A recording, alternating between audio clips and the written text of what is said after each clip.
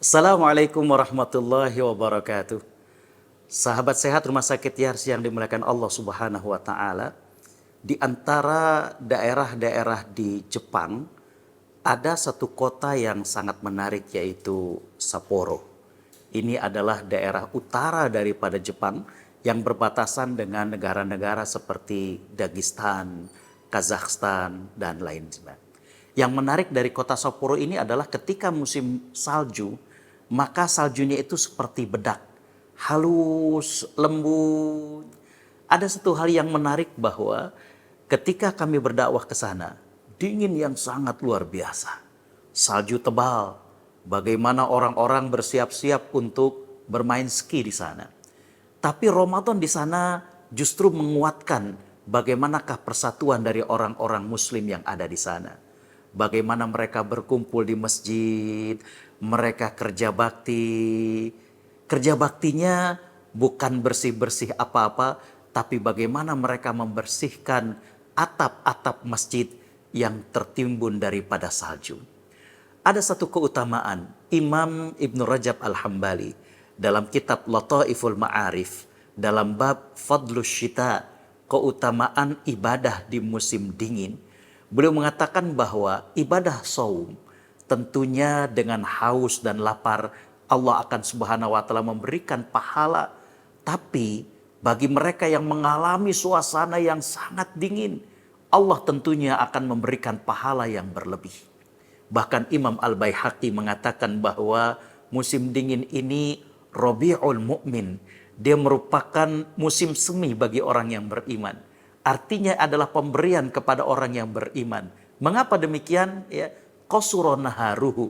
Bagaimana siangnya pendek, wa tala lailuhu, dan malamnya itu panjang.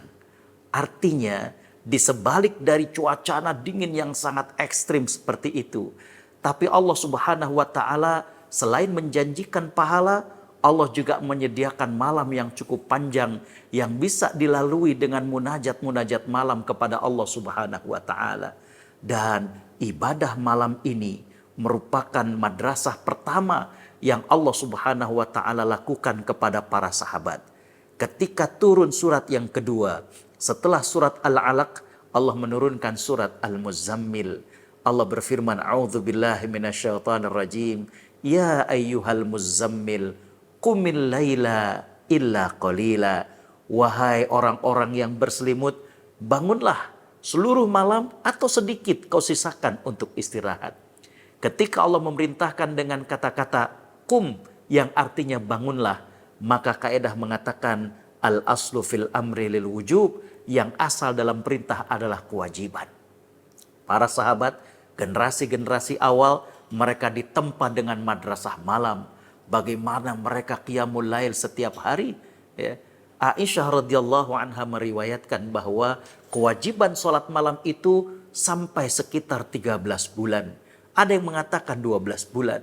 Ini yang kita kuat bagaimana para sahabat-sahabat Nabi SAW kemudian memiliki keimanan yang kokoh. Karena memang malam itu merupakan waktu yang bagus untuk menempa.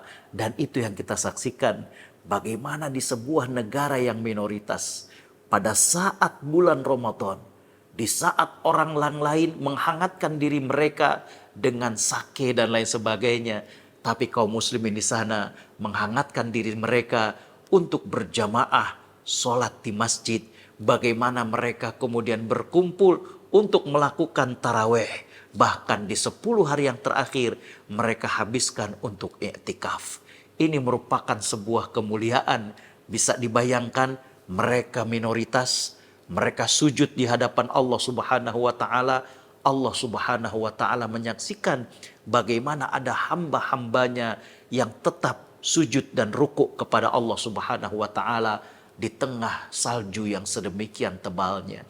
Ini merupakan sebuah pelajaran buat kita bahwa kita mesti banyak bersyukur dengan apa yang Allah Subhanahu wa taala berikan kepada kita di tanah air yang tropis ini.